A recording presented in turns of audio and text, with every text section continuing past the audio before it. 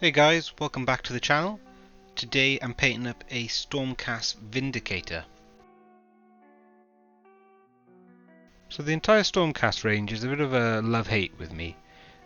I like how they look. They're, really cool guys standing in their big sort of suits of armor. Very cool, very heroic, very, blah blah blah.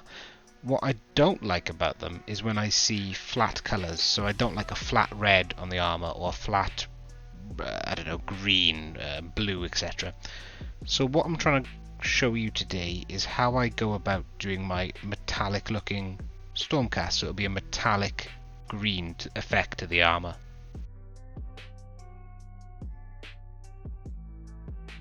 The first step is to give the model a dry brush all over of Retributor Gold, and this dry brush is done over a black base, so something like a Baden Black from GW.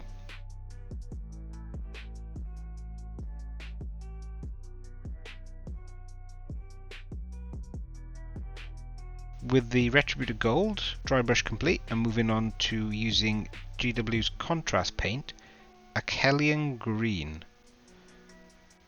That is not a common word, I hope I pronounced that right. Anywho, I'm using it through an airbrush. A paintbrush should work just fine. And what you want to do is get a light coating all over the gold areas, and what that'll do is that will show flecks of gold, or the sparkle if you will, beneath this green colour, giving it that metallic green look.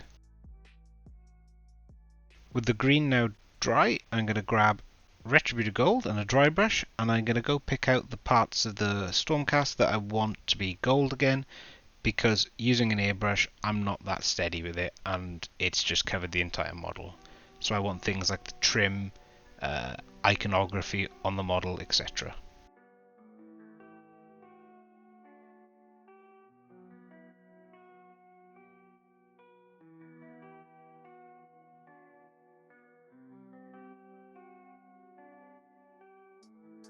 So with the majority of our armour done, at least the green armour I should say, we're going to move on to doing every other part of the model. Now we're going to have to try and be a bit more careful at this point because we've done the largest area and we don't want to get other colours on that beautiful green colour.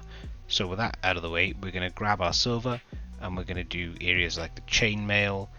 We're also going to paint the shoulder pad and the shield and the weapon.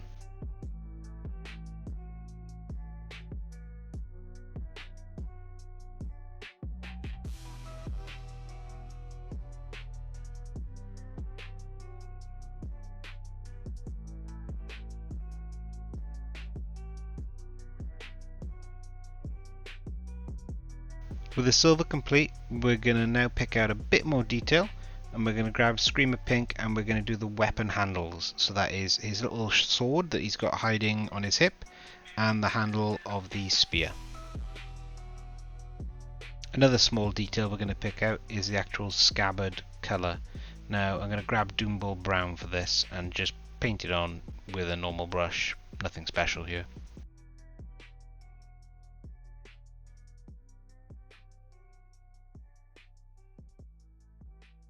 Next we're going to hit the model with some washes. So we're going to use a black wash, null oil, and a brown wash as well, which is Agrax Earthshade. And we're going to use the black oil on the armour, so the silver bits. We're also going to use it on the pink areas, like the handles. We're then going to use that brown wash specifically on the scabbard.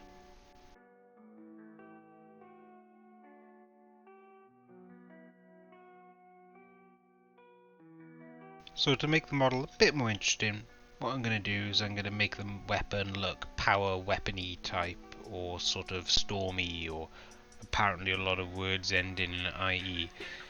But anyway, what I'm going to do is I'm going to grab a dark blue, Imperial blue specifically from Vallejo, and I'm going to spray the weapon. Now I'm going to be doing this with an airbrush. You could do the same with a dry brush or a layer brush. I just find an airbrush easier and a smoother finish. With the dark blue base now dry, I'm going to move on to the next colour.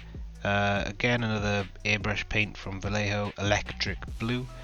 This time I'm going to use the airbrush, but I'm not going to cover the entirety of the first area. I'm going to leave a bit showing, sort of like from a dark through to a mid, and then we're going to go a light blue, so I'm making a gradient.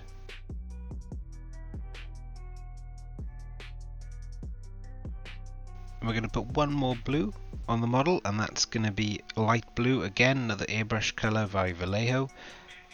Once we've applied, again we're going to apply it in the same way, so we're just going to do a little bit of the previous area in this lighter blue, making sure we get that lovely gradient, and then the weapon is almost complete.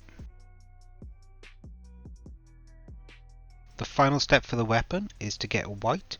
Now I'm using a dry brush, but that's because I'm being a bit lazy, if I'm honest with you. If I was doing it properly, I should probably get a nice thin brush and do edge highlighting, but what I'm going to do is just dry brush the tip of the spear white and making sure I just catch the raised edges all along the spear blade. This will give it a cool looking effect.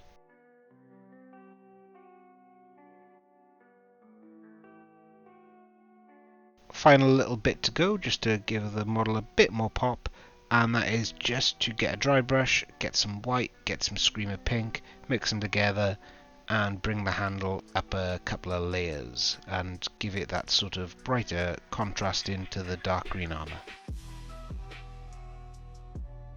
And with that, the model is complete. Cheers for watching, guys. Next I'm going to be doing a base for this Stormcast, just like I did with my Flesh Eater Quartz Horror. I'm going to be doing a cool lava base, and I'm going to put some OSL lighting all over this miniature. I'll see you in the next one.